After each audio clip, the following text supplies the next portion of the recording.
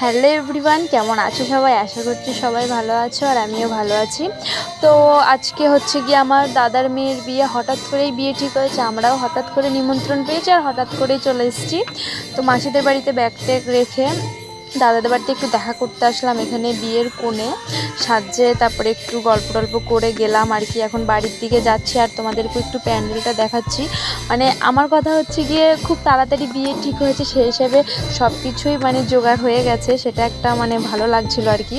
মাকেও বলছিলাম যে খুব তাড়াতাড়ি বিয়ে হিসেবে সব কিছুই রেডি হয়ে গেছে, কোনো জিনিসেরই মানে একটু একটু তো খুব থাকেই।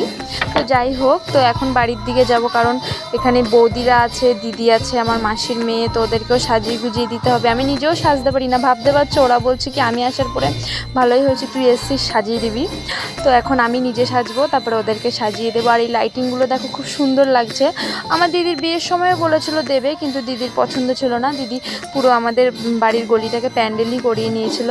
আর এই দেখো আমি মেহেন্দি করেছি, এখানে বোঝা যাচ্ছে না, আমি কিন্তু সেটাই দেখানোর চেষ্টা করছিলাম যে মেহেন্দি করেছি। তো দেখো আমি রেডি হয়ে গেছি, আমাকে কেমন লাগছে বলো।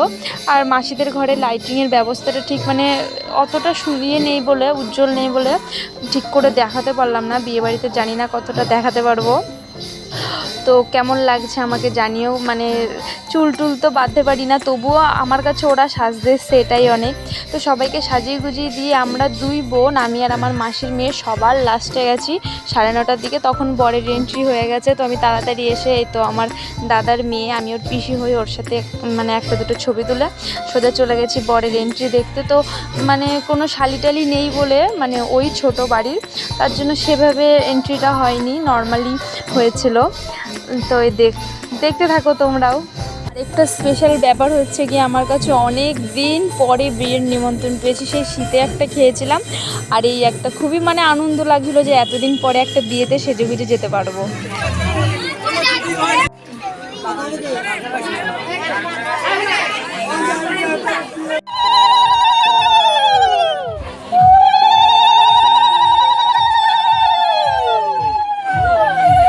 ওইদিকে ওই সমস্ত নিয়মগুলো দেখে সোজা আমরা বাইরে চলে এসেছি, তার কারণ যেহেতু বরযাত্রী ঢুকে পড়েছে আর বাড়ির জায়গাটাও ছোট, সেভাবে জায়গা ছিল না যে সুস্থিরে দুটো ছবি তুলতে পারবো। তো আমরা সবাই মিলে, মানে আমি, আমার মা আর বৌদি, দিদিরা, আর মানে আমার দিদির একটা ছেলে, সবাই মিলে বাইরে গিয়ে কয়েকটা ছবি তুলে নিলাম। তারপরে আবার মানে ভিতরে গিয়ে প্যান্ডেলের একটু ছবি নিলাম, মানে একটুখানি তুলে নিলাম। তো এখানে এটা শর্ট ভিডিওর জন্য বানিয়েছিলাম, মানে আমার দিদির ছেলে করে দিয়েছিল।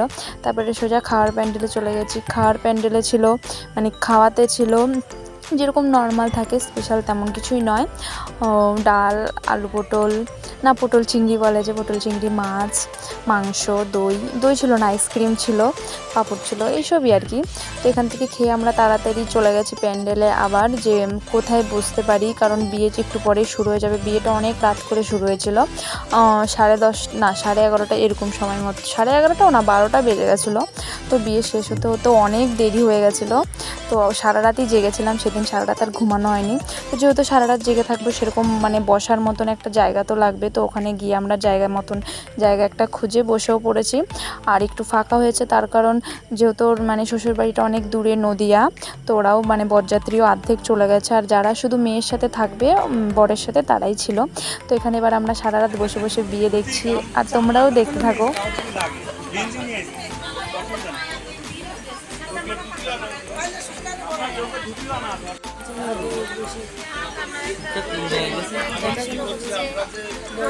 না না, ঠিকই আছে।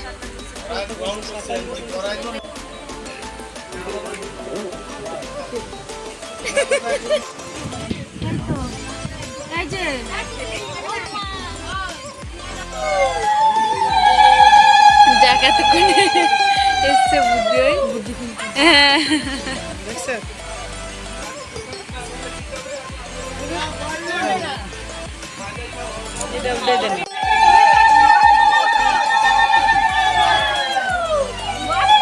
তিতিকে সুন্দর লাগছে।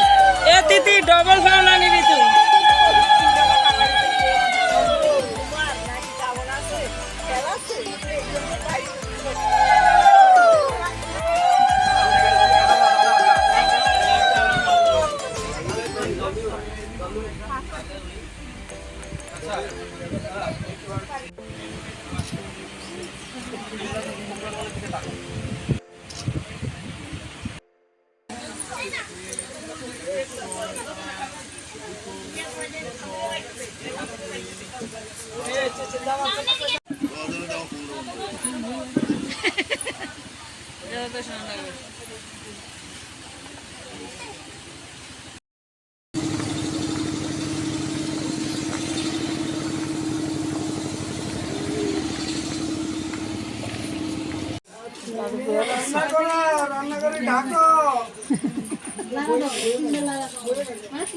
রান্না হয়েছে রান্না হয়েছে রান্না হয়েছে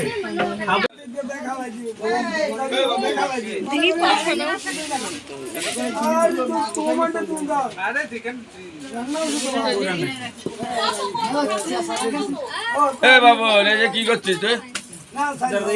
তো বিয়ে যখন প্রায় মানে শেষের দিকে, তো তখন আমি এক ফাঁকে মানে মাসিদের বাড়িতে এসে শাড়িটা চেঞ্জ করে নিয়েছি, কারণ এই গরমে এই শাড়িটা পরে এত রাত অবধি থাকা আমার আর সম্ভব হচ্ছিল না। আমিও চলে এসেছিলাম, মাও চলে এসেছিলো, আর আমার একটা দিদি ছিল, ও চলে এসেছিলো। তো সবাই মিলে শাড়িটারি চেঞ্জ করে আবার গেছি। তো ওখানে গিয়ে পরে মানে ওরা বলছিল যে আমার মা যেহেতু ঠাকুমা হয়, ওর সাথে আমার মাকে যেতে হবে। তো আমার মা গিয়ে আবার, মা তো এটা জানতো না, তাই বাড়ি থেকে ভালো সেভাবে শাড়িও নেয়নি, যে শাড়ি পরে এসেছিলো সেই শাড়ি পরেই চলে গেছে মানে মেয়ের বাড়িতে নদিয়া নাতিনের সাথে। তো চলো আজকের ভিডিওটা এই পর্যন্ত। তোমাদের কেমন লাগলো অবশ্যই জানিও। তো খুব শিগগিরই বউ ভাতের ভিডিওটা নিয়ে আসছি। তো চলো টাটা, আজকের মতন। ভালো লাগলে লাইক শেয়ার কমেন্ট করে দিও।